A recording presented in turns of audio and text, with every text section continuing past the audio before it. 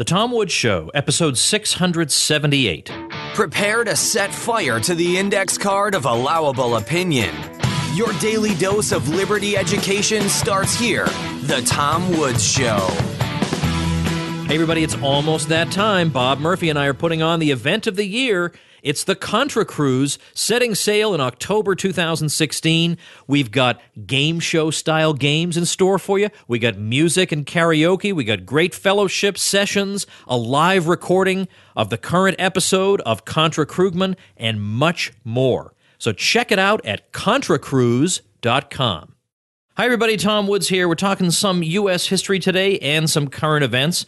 We're looking back at an important election in American history in terms of party realignment, or let's say the redefinition of the Republican Party under the candidacy of William Jennings Bryan. So the 1896 election we're going to talk about a little bit, see if it bears any resemblance to today, because we are hearing that kind of comparison because of the Donald Trump candidacy and the turmoil in the Republican Party caused by that. So we're going to look at that episode. We're also going to talk about Zachary Taylor because of a recent Politico article trying to compare the collapse of the Whig Party to what's going on in 2016. So I thought I would talk to Brian McClanahan, who, of course, has been a guest numerous times in the past. He's a faculty member at mylibertyclassroom.com, holds a Ph.D. in U.S. history from the University of South Carolina, and he's the author of many books you will find interesting, including The Founding Fathers' Guide to the Constitution, The Politically Incorrect Guide to the Founding Fathers, The Politically Incorrect Guide to Real American Heroes, and most recently, 9 Presidents Who Screwed Up America and 4 Who Tried to Save Her. I'll be linking to all kinds of Brian McClanahan stuff at tomwoods.com/678, including The Brian McClanahan Show, which is Brian's brand new podcast that I know you'll enjoy. Brian, welcome back. Thanks for having me, Tom. I appreciate it. We're going to talk about some elections, or a couple of elections anyway, or presidencies in American history that were transformational, or that in some way affected the party system, because that whole idea is in the news because it's being said that Donald Trump is going to affect the party system. He's going to maybe destroy the Republican Party or change it beyond recognition. So we want to look at some historical episodes in which that kind of thing has actually happened. Now, I actually am looking at an article from Politico that ran just a few days before you and I are talking here. And I know about it because you sent it to me. And it's called How an Outsider President Killed a Party. But of course, they're not talking about Donald Trump. They're talking about Zachary Taylor, who was nominated in 1848. And we're talking about the Whig Party, which never recovered. So let's try and understand this first by understanding what the Whig Party is. I mean, initially the Whig Party developed as in response to Andrew Jackson. So you had an ideologically diverse party that was united on the grounds that they don't like the executive style of Andrew Jackson and his what they would call executive usurpation by Andrew Jackson. But you could find people who were otherwise fairly laissez-faire. They just didn't like Andrew Jackson because they thought he was an imperial president, if I may use an anachronistic term. But then there were others who were against Andrew Jackson because they wanted a national bank and internal improvements and so on and so forth. So the Whig Party was a pretty darn big tent. So tell us about that, and what was the big problem with Zachary Taylor?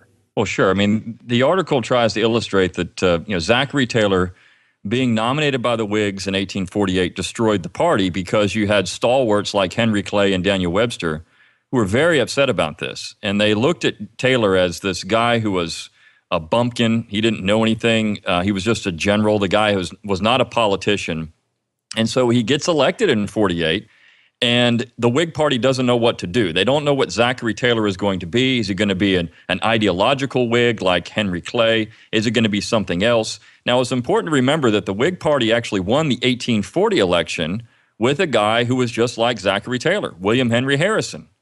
And so, he was a general too, and he wasn't ideological. He was just this war hero from the War of 1812, which is why Andrew Jackson called him a grainy general. But he's there from this long ago war, and of course he dies, and then John Tyler, who I say is the best president in American history, becomes president. So Polk wins in 44, beats Henry Clay, and so 1848 rolls around, and the Whigs dust off the old playbook. We'll just nominate this war hero, and we'll win the executive branch. And lo and behold, it works. But Henry Clay is furious because he doesn't think Zachary Taylor is going to be a guy that's going to lead the Whigs forward like he wants. And I think that's where this article misses the point. First of all, he says Taylor destroyed the Whig Party. He did nothing of the kind. The Whig Party destroyed itself after the Kansas-Nebraska Act of 1854. It still ran a major candidate in 1852, Winfield Scott, another war hero. So they were using this playbook to try to get votes, and it worked 2 out of 3 times. So I think that when you look at Taylor, I actually consider him one of the best presidents, and usually people say that because Taylor died in office. You know, it's the old joke, well, who are the best presidents? It's Harrison, Taylor, and Garfield because they all died before they could do any damage. But actually, Taylor did a pretty good job of using executive powers the way the founders designed the Constitution to do it. And I think that's what, this guy doesn't like it because Taylor's not one of these go out there and, ram everything through the Congress and act as a king. He's not that kind of president. And, of course, he points out that Taylor didn't know what he was doing because of the slavery issue, but he misses that Millard Fillmore is the one who actually crafted the Compromise of 1850, and Taylor was against it. So it's interesting how this article really distorts the election of 48 for political gain, in other words, to try to denounce Trump. Okay, so you're saying that it's not correct for the author of this piece, who's a historian, to say that Taylor's approach to the bundle of provisions that eventually became the Compromise of 1850 after his death, that this alienated the Southerners to the point where it destroyed the party?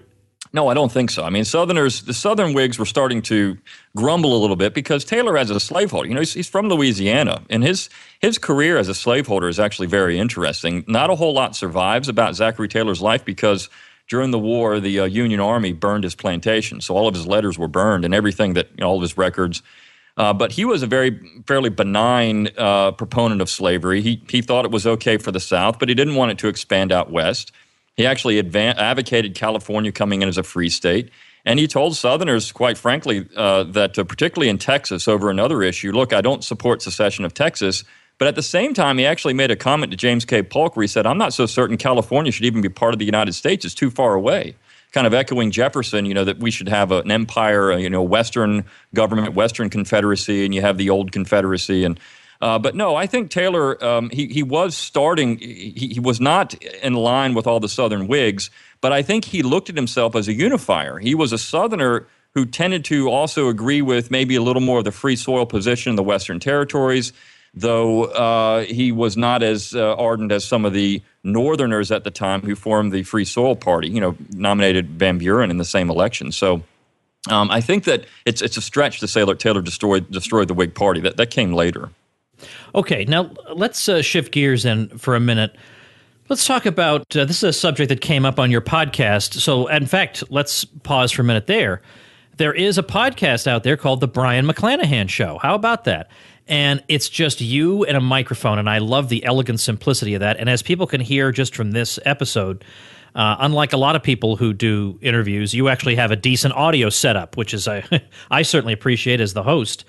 It's just you and a microphone talking. You don't, at least up to now, you haven't had guests as far as I can see, and you just talk about some topic, and you actually know a lot of stuff, so you can just do a bunch of episodes on a bunch of different topics. And people in my private Facebook group actually have been saying, hey, who knew there was a Brion McClanahan show? And they went and subscribed, and they're all happy. So you are not allowed to peel them off into your own private Facebook group. Get your own people.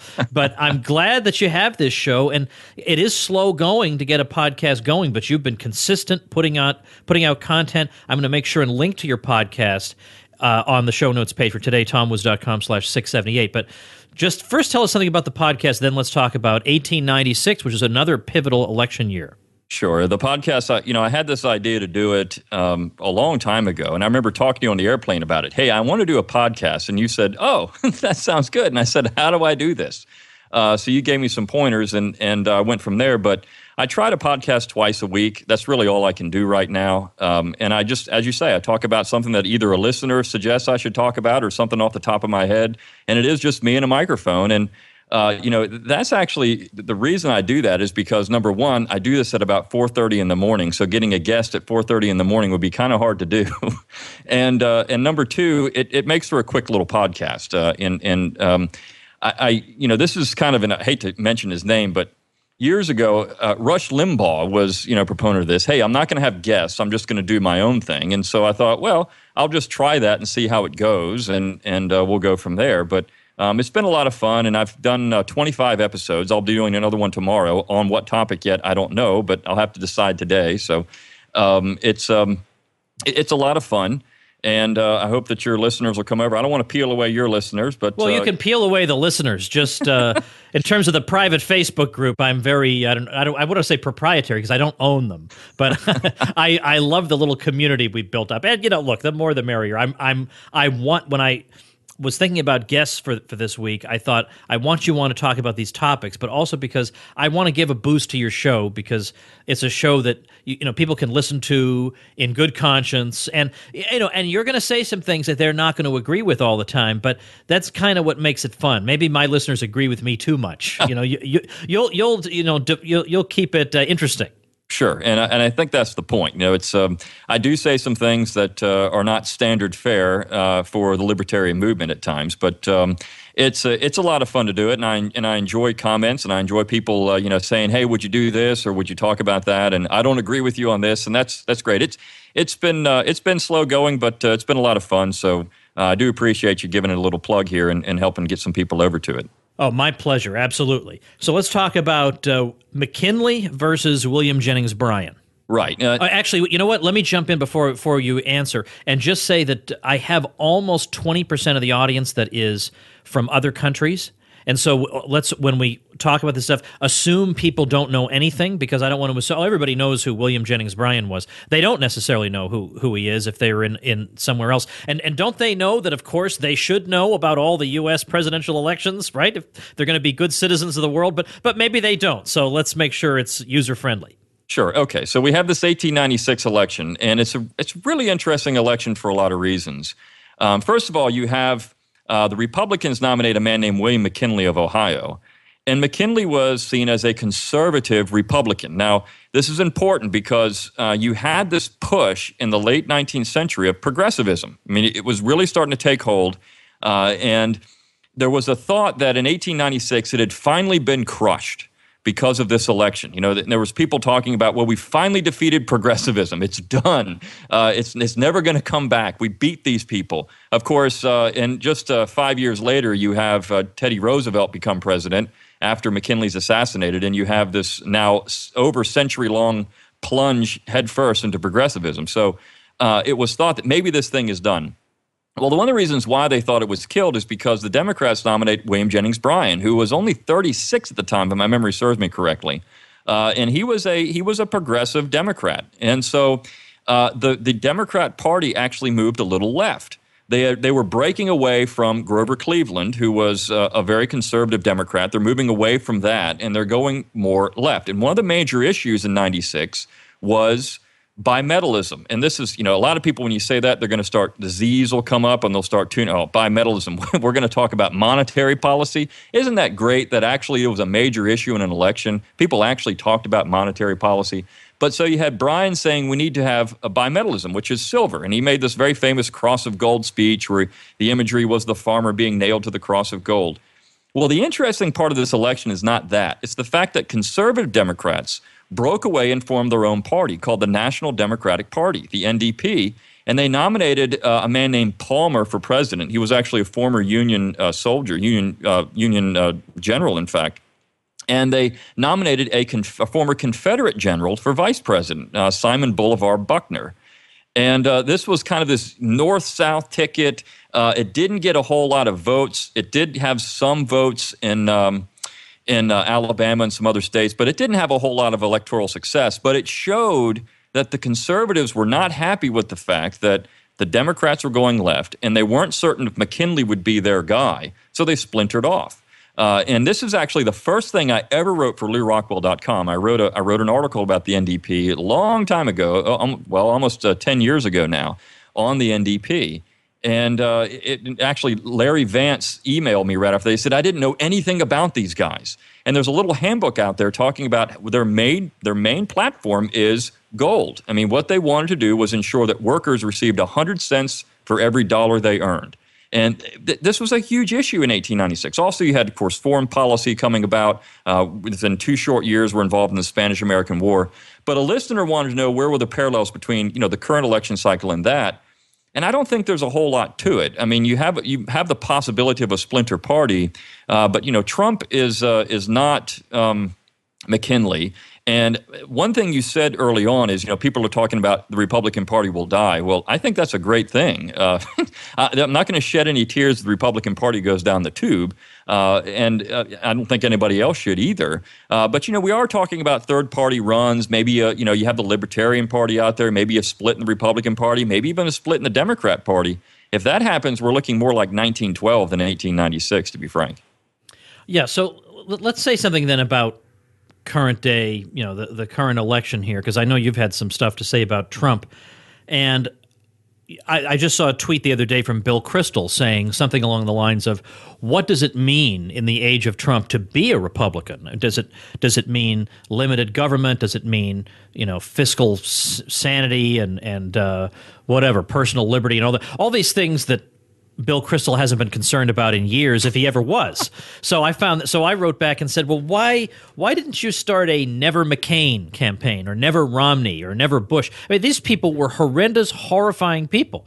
And the differences between them and Trump, I think, are cosmetic. I mean, in other words, if there's something about Trump that outrages you, then these other three should have outraged you 50 times more. Right. But generally they don't. So there's something fishy going on in that whole thing. So do you think that, to an extent, it depends on whether Trump wins the election or not, whether to the extent to which the Republican Party is actually going to be affected in the long run. You could see Trump being a flash in the pan, and then the party establishment is very strong and has been around a long time. This would be a tough storm to weather, but I think they could weather it. They could pick up. So, but if he wins, then all the patronage is his, and he can appoint the chairman of the party and all that stuff. So, what do you think is likely to be the result for the Republican Party? I mean, like the Republican Party or not, the point is what's likely to happen to it. Well, I think that the best thing that I could think. The reason that all these guys hate Trump is because of his foreign policy statements. I mean, that's it. It comes down to that. Trump has made some statements where he's not as much of a warmonger as they are, though he's not an anti-war guy. He's just not as much of a warmonger as they are. So that's really what it comes down to. They don't like that. And it just shows that really the Republican Party has become the war party. And if there's no war, then they don't know what to do. So that said, I think if Trump wins, I was actually talking to Don Livingston about this, and I think that one thing that may happen, you might have to look at 1981. When Ronald Reagan won in 1980, there was a lot of talk, just like with Trump. I mean, you got this blue-collar coalition. This guy is going to come in and he's going to change the Republican Party. He's going to bring back, kind of this old, long-forgotten right back into the fold. And, people like Emmy Bradford were being discussed for, the National Endowment for the Humanities. Here's a paleo-conservative. This guy's not, one of these neocons, like a Gerald Ford-type Republican. He's a real old-school right-winger. And, of course, Bill Bennett and others got word of this, and they blocked it, and that split the old right off again. And so Reagan was listening to all the neocons. Now, I'm not certain if that's going to happen with Trump, but I think there is still a threat with that. As you mentioned, the neocons are very strong. The Republican establishment has got a lot of vested interest in this, and they don't want to see their entire career go down in tubes in one election. So they're going to try to influence Trump, and I hope that he has the backbone not to have it happen, but I think it's more likely that it would happen than not. Though, Trump's statements against, the establishment have been so nasty that I'm not certain he's really going to accept them. I don't know, though. I mean, I think that in the short term, Trump might do some good and, try to weed out some of these people. But, I mean, they're like cockroaches. They're a cancer. They always come back. So, I don't see Trump having a lasting impact on the Republican Party other than maybe an election or two because, we saw that already. I mean, Reagan... for all of his faults, and he was kind of this aberration, and the establishment was back. You had George H.W. Bush, and then you had then you had Bob Dole. I mean, come on. Then you had George W. Bush and John McCain and Mitt Romney. That is the Republican Party. These other people are just aberrations, and they'll go away. And so I think they're just going to bide their time and wait to come back in another 4 or 8 years. Yeah, that's what I think. I don't think this is like the destruction of the Federalist Party, never to be seen again, and the destruction of the Whig Party. I just don't see it. I mean, these people have wormed their way into these positions through, by hook or by crook, and they're not going to let some blustery guy take that all away from them. I, at times have been heartened by some, frankly, some of his insults, because he often insults the right people. Like he said about Bill Kristol the other day. There's this guy, Bill Kristol. He says this at a rally. He says, all this guy wants to do is go to war with people and kill people. That was what he said. I don't remember anybody. Mitt Romney never said that about Bill Kristol, so I thought that was pretty good. And then I turn around, and he's got Chris Christie on his transition team, and he's got Giuliani playing a role, and you think, on the one hand, you say, all right, well, he's got to have some people in the establishment in there. But, it makes you think after all this, he'll wind up being a somewhat more blustery, Dwight Eisenhower is what I think he would. I don't think he would, as people are afraid he's going to throw people in camps or whatever. I think you'd actually be, if you were a journalist, you'd be disappointed at how boring in my opinion, how boring his administration would turn out to be. I think the antics are for the election cycle, but that's my opinion. Yeah, I think so too. I mean, you're right. He's got Christie and Giuliani. Now that's homegrown. I mean, even though he will insult Chris Christie right to his face on the stage. Oh, about eating Oreos. Yeah. That's the one thing that Trump has provided. Everything he does is so very funny. I mean, I can't help but laugh at the stuff that he does. It's great, and that's refreshing. In that way, I actually wrote an article for Breitbart where I said Trump is elevating public discourse, because there's this, Trump is, he's so awful. He's doing things that nobody has done before. This is so untrue. Just go back and look at early 19th century politics and what these people said about each other. It was hilarious. We don't do that anymore. You can't even yell out at an address, you're a liar, and then, oh my gosh, the thought police come out. You have to be hushed and thrown away in the gulag for making a statement about the president. How dare you do that? I mean, we've gotten to a point where we're a bunch of wusses, and so Trump is actually doing something that's so fun and refreshing, and I don't think people know what to think about it at this point. They just don't know how to react. Some people have said it's kindergartenish. I think it's great, and I hope it continues. But you're right; he's gonna get some of the neocons in there, and I think he'll tone down eventually, and it will become rather boring. Every now and then, he'll probably throw out an insult, like he insulted that reporter the other day, and called them sleazy. That was fantastic too, because they are. But I mean, I don't think at the end of the day you're going to see this continue if Trump is elected. He's definitely going to tone things down and be much more manageable. And I think the establishment is going to have their way with him ultimately. My understanding is that when he was getting questions about legal issues and about Supreme Court nominees, that he reached out to the Federalist Society to brief him and give him names. Well, I'm not necessarily 100% on board with everybody in the Federalist Society, but that's where I would look. If I really didn't know what I was doing, I would ask them. And, for heaven's sake, I bet, Kevin Gutzman and I don't know if have you ever spoken at a Federalist Society event? I have, yeah, once. Okay, yeah. So we've spoken for the Federalist Society. So if he's asking people who would have the gall to invite you and me to speak, if he's asking them for advice, well, that's better than I expected. I mean, that is at least something. Sure. Is there any kind of? I mean, you've written books on the presidents. I mean, right? I mean, you've done politically incorrect guides that have focused in on the founding fathers and on real American heroes. You've done the Founding Fathers Guide to the Constitution. You have this book, 9 Presidents Who Screwed Up America, and what is it, 4 Who Tried to Save Her? Right. Mm-hmm. Yeah. Okay. So you know a lot about the presidents. Can you think of a nominee who led to this much dissension within the party while at the same time generating so much popular enthusiasm? Wow, that's a good question. I mean, people have mentioned Jackson. I think that you could make a case for Jackson. He did arouse a lot of popular support, and there were a lot of people who didn't like him. Even within, Jefferson called him a very dangerous man. Of course, that was, Jefferson was already dead by the time Jackson was making waves. But Jackson, maybe, I mean, other than that, it's very hard to find someone, unless you're having a really divided election like 1860 or 1912, where you had this major split. I think that Trump is pretty unique in this way, that he's been able to manipulate the popular media so well and garner so much enthusiasm. At the same time, so many people hate this guy. I mean, it's really amazing how this is.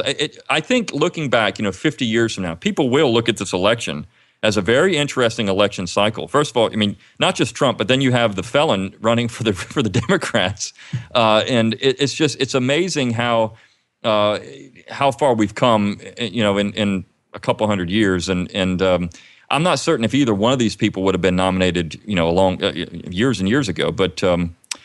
I really can't think of anyone to answer your question honestly, other than maybe Andrew Jackson. Yeah, that's what I thought. Now, why do you think, is it money alone that and celebrity and name recognition that explains why Trump has gotten away with this with the Republicans, but Bernie Sanders hasn't been as successful with the Democrats, even though he has tremendous grassroots support?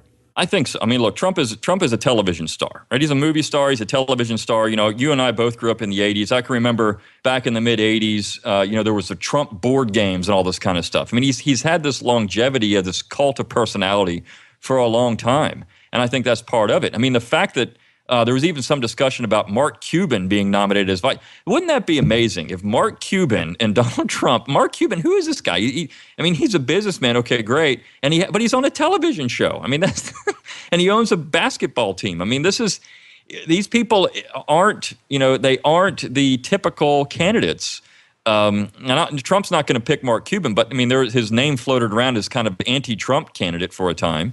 But I think it's amazing how this cult of personality has really factored into this election. It's something that I haven't ever seen before, and I think people don't know what to think about it. Trump is just that unique in American political history. Well, let's remind people, what was it like to so-called run for president, let's say in the year 1820?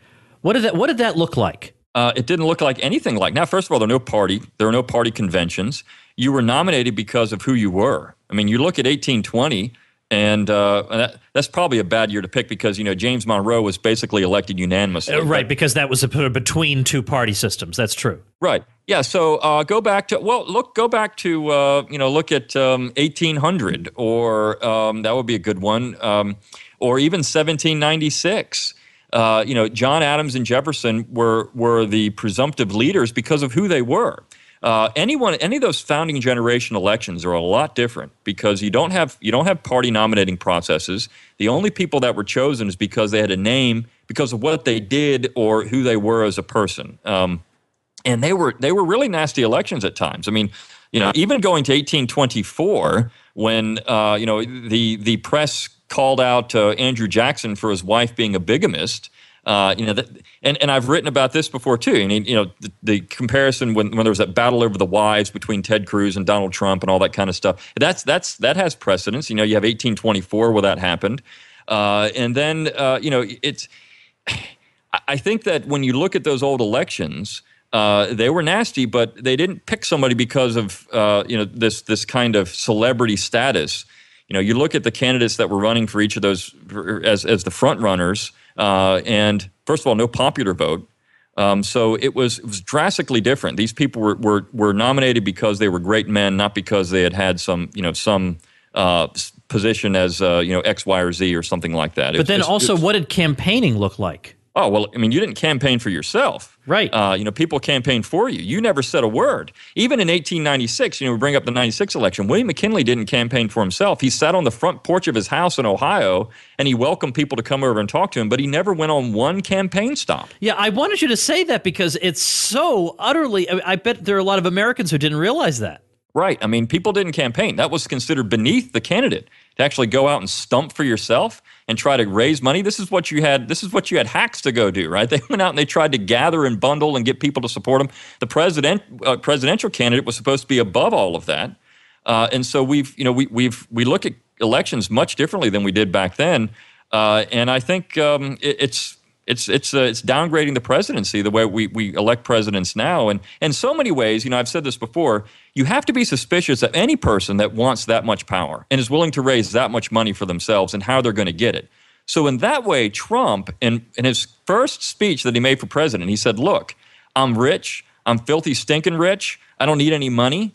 I don't need anybody to give me money. I'm just going to run. And I think that's why, in some ways, Trump is refreshing too, because it's kind of a throwback. He's not out there begging for people to give to his campaign. He doesn't have to make promises to anybody. He can just say what he wants, and if it doesn't work out, oh well. Whereas anyone else would have to go out and get, this guy to give him money, and this lady to give him money, and this corporation to give him money, and this PAC to give him money, and then you make all these promises, and it really creates a disaster when you start looking at how policy is formed off of those promises. I'm looking at BrianMcClanahan.com, which I haven't been to in a while. Now, it's Brian, B-R-I-O-N, BrianMcClanahan.com. I'm going to be linking to this in case Brian McClanahan is too much of a mouthful for you at TomWoods.com/678. But this is where you can find out about Brian's podcast and his books and things of that nature. Brian, of course, you teach courses at Liberty Classroom, which is where all the cool people are learning the real history that they didn't get in school. That's libertyclassroom.com. And you've got on here, you got your books, you got the podcast link, and you've got a great opt-in right at the top, just like you're listening to me when I badger people about things they're not interested in, which is how to build an email list. You darn well should be interested in that, and you're doing it exactly the right way. So it's right in your face. You're giving away a free ebook called Forgotten Founders, and you're even giving away the free audiobook version that they get when they opt into your email list. And I'll tell you, I read your emails, and they're good emails.